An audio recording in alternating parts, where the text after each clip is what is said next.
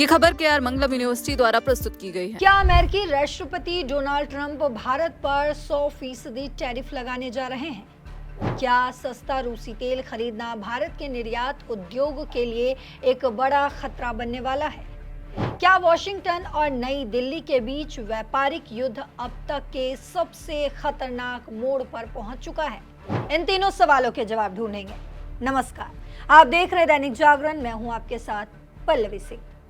तो दोस्तों, जरा सोचिए, एक तरफ जहां भारत अपनी ऊर्जा सुरक्षा और देश की जरूरतों के लिए रूस से सस्ता कच्चा तेल खरीद रहा है, तो वहीं दूसरी तरफ अमेरिका इस खरीद को रोकने के लिए व्यापारिक प्रतिबंधों का सबसे बड़ा हथियार उठाने जा रहा है।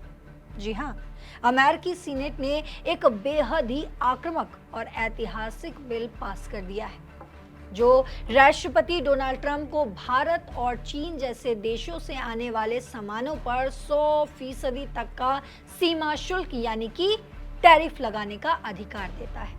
लिंडसे ग्राहम सैंक्शनिंग रूस एंड ईरान एक्ट 2026 के नाम से पास हुए इस बिल के बाद भारत के व्यापार जगत में हलचल तेज हो गई है।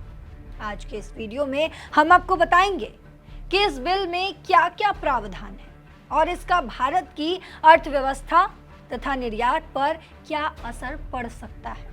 तो दोस्तों, अमेरिकी सीनेट ने भारी बहुमत से यानी 86 के मुकाबले 11 वोटों से इस विवादित विधेयक को हरी झंडी दिखाई है। दिवंगत रिपब्लिकन सीनेटर लिंडसे ग्राहम के सम्मान में नामांकित ये बिल मुख्य रूप से रूस और ईरान पर आर्थिक दबाव बढ़ाने के उद्देश्य से तैयार किया गया है। इस कानून का सीधा मकसद उन देशों पर भारी आर्थिक जुर्माना लगाना है जो रूस से बड़े पैमाने पर तेल, प्राकृतिक गैस और अन्य उत्पाद खरीदकर मॉस्को की अर्थव्यवस्था को सहारा दे रहे हैं। विधेयक के तहत अमेरिकी राष्ट्रपति को यह अधिकार दिया गया है कि वे रूसी तेल और गैस खरीदने वाले दुनिया के शीर्ष 5 देशों, जिनमें भारत, चीन, अजरबैजान, हंगरी और स्लोवाकिया शामिल है, इन पर 100% तक का टैरिफ लगा सके। इस विधेयक में केवल टैरिफ ही नहीं, बल्कि रूसी राष्ट्रपति यानी व्लादिमीर पुतिन, वरिष्ठ नेताओं और रूसी वित्तीय संस्थाओं और ऊर्जा परियोजनाओं पर सीधे सीधे प्रतिबंध लगाने का प्रस्ताव भी शामिल है। और इसके साथ ही रूस द्वारा प्रतिबंधों से बचने के लिए इस्तेमाल किए जाने वाले पुराने और रीफ्लैग किए गए तेल टैंकरों पर भी नकेल कसने की तैयारी है। अमेरिकी सीनेट में इस प्रस्ताव का समर्थन करते हुए सीनेटरों ने साफ कहा है कि ये कानून उन प्राथमिक देशों को एक स्पष्ट संदेश देता है जो रूस की अर्थव्यवस्था को जीवित रखे हुए हैं।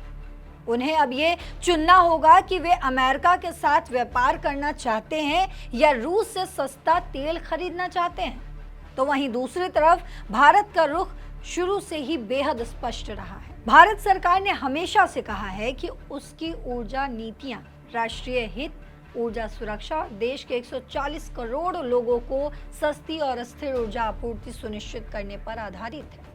साल 2022 में रूस यूक्रेन संघर्ष शुरू होने के बाद से भारत ने रियायती दरों पर मिलने वाले रूसी कच्चे तेल की खरीद बढ़ाई है, जिससे भारतीय रिफाइनरियों को वैश्विक अनिश्चितता के दौर में काफी मदद मिली है। हालांकि अमेरिका पहले भी भारत पर दबाव बनाने के लिए कुछ शुल्कों का सहारा ले चुका है, लेकिन जून 2026 में भारत का रूसी तेल आयात 34% तक बढ़ गया था। अगर अब 100% टैरिफ लागू होता है तो अमेरिकी बाजार में भारतीय इंजीनियरिंग सामान, दवाएं यानी कि फार्मास्यूटिकल्स, रसायन, कपड़ा और ऑटो पार्ट्स काफी महंगे हो जाएंगे, जिससे भारतीय निर्यातकों के मुनाफे और मांग पर बड़ा असर पड़ सकता है। तो दोस्तों, अगर इस कानून के व्यापक असर का विश्लेषण अगर हम करें तो ये सिर्फ भारत और अमेरिका का द्विपक्षीय मुद्दा नहीं है, बल्कि इसका असर पूरे वैश्विक व्यापार पर पड़ेगा। हालांकि इस बिल में कुछ छूट का भी प्रावधान है। अगर कोई देश रूस से अपनी कुल गैस खपत का 15% से कम आयात करता है और उस पर निर्भरता घटा रहा है, या फिर अमेरिकी राष्ट्रपति को लगता है कि छूट देना अमेरिका के राष्ट्रीय हित में है तो प्रतिबंधों को टाला जा सकता है। इसके बावजूद अमेरिका के भीतर भी इस 100% टैरिफ नीति का विरोध हो रहा है। रैंड पॉल और रॉन बाइडेन जैसे अमेरिकी सीनेटरों और कुछ वरिष्ठ डेमोक्रेटिक सांसदों ने चेतावनी दी है कि ट्रंप को टैरिफ लगाने का इतना असीमित अधिकार देने से अमेरिका के आम उपभोक्ताओं पर महंगाई का बोझ बढ़ेगा और भारत जैसे महत्वपूर्ण रणनीतिक सहयोगियों के साथ संबंध खराब होंगे। अब ये बिल अमेरिकी प्रतिनिधि सभा यानी कि हाउस ऑफ रिप्रेजेंटेटिव में जाएगा। वहां से पास होने के बाद ही ये कानून बनेगा, जिसके बाद ये देखना काफी दिलचस्प होगा कि डोनाल्ड ट्रंप इस अधिकार का इस्तेमाल भारत के खिलाफ कैसे और किस हद तक करते हैं या करते हैं भी या नहीं। क्या लगता है आपको कि अमेरिका का ये दबाव भारत को रूस से सस्ता तेल खरीदने से रोक पाएगा या भारत अपनी ऊर्जा सुरक्षा से कोई समझौता नहीं करेगा?